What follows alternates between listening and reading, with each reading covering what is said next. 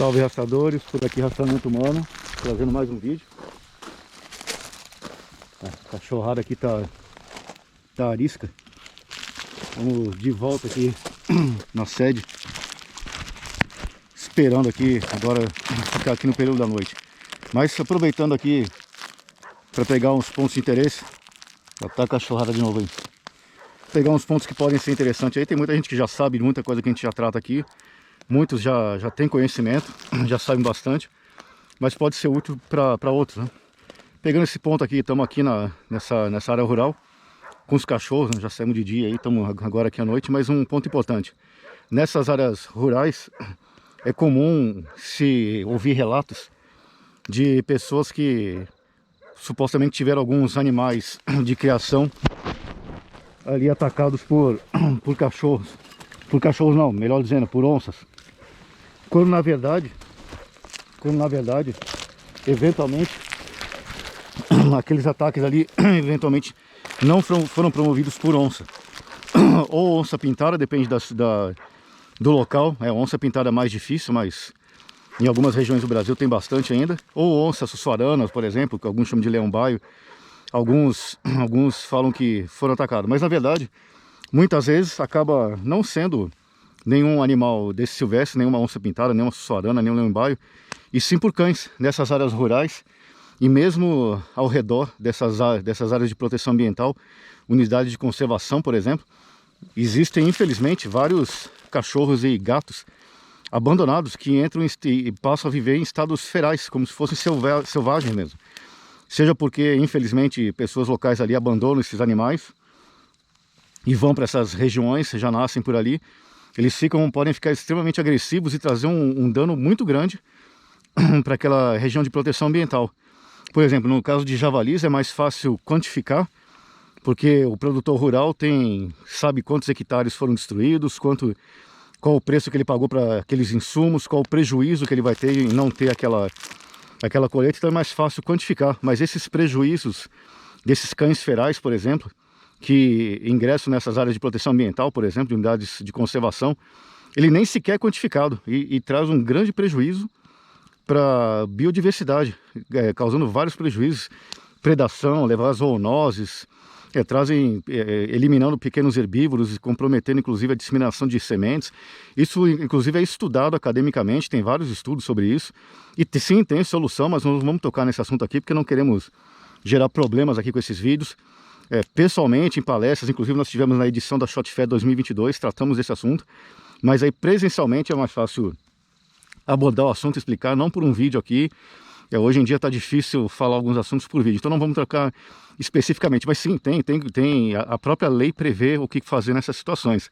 Mas uma coisa que é importante aqui para nós aqui, isso que o vídeo aqui para nós é importante, com base também nesses estudos científicos, é possível identificar algumas características desses ataques por exemplo, de onças pintadas ou de onças sussuaranas ou leão-baio e de cães.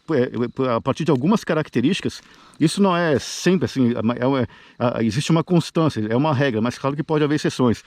Mas é possível identificar, eventualmente, pelos sinais encontrados naquele, eventualmente, um animal que foi atacado, se aquilo foi realmente feito por uma onça ou por cachorros, por exemplo. Ou por cachorros, esses bichos aqui, né? Eventualmente, esses cães ferais, né, que ficam soltos por aí. Por exemplo, nós abordamos isso aqui melhor presencialmente, e algumas coisas nós realmente só tratamos presencialmente.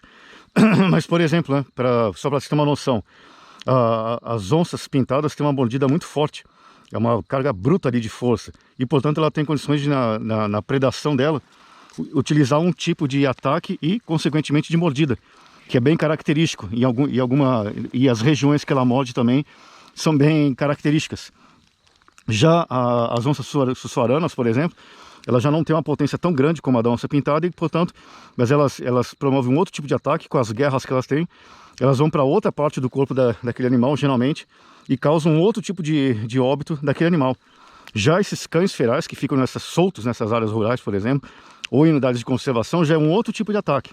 E muitas vezes em bandos, inclusive, como não tem essa mordida tão potente, os danos àqueles animais, as lesões causadas no animal que foi alvo daquela predação, são muito mais evidenciadas, muito mais drásticas, dramáticas, que o de uma onça, por exemplo, que é mais certeira, né? Seja onça pintada, seja onça suarana. Portanto, a partir de alguma dessas características e outras que nós estamos presencialmente, é possível eventualmente saber, ter uma boa noção se foi realmente uma onça ou esses cães mesmo que estão soltos por aí, para evitar, por exemplo, né, evitar o que se chama, por exemplo, alguns chamam por aí, de caça punitiva. Essa caça punitiva é um termo técnico utilizado para aquelas pessoas que são alvos de onça, e realmente acontece em algumas situações, onças pegando animais de criação, ou mesmo cães pegando, mas isso acontece, mas muitas vezes pode ser que não seja, e mesmo sem saber, eventualmente, se não analisar, se não se tiver noção, e por isso que nós estamos tratando nesse vídeo aqui, se não se tiver a noção exata se foi realmente uma onça dessa ou não, vai, entre aspas, né, no que tecnicamente se chama de caça punitiva, atrás dessa onça, montando esperas e atrás dela, para tentar pegar, quando na verdade nem foi ela e não vai resolver o problema, que são eventualmente cães que estão rodeando aquela região e promovendo esses ataques. Portanto, é importante esse conhecimento também, a partir das características dos animais e também dos tipos de investidas que esses animais promovem e as características das lesões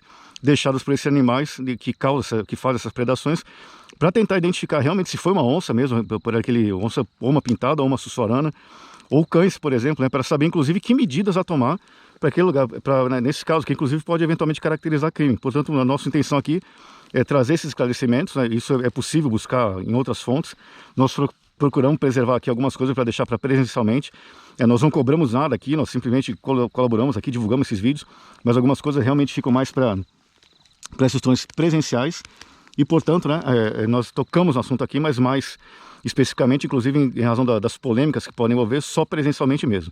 Mas, portanto, né, essa é mais uma dica do rastreamento humano. Fiquem todos com Deus, fiquem seguros, longa vida à República.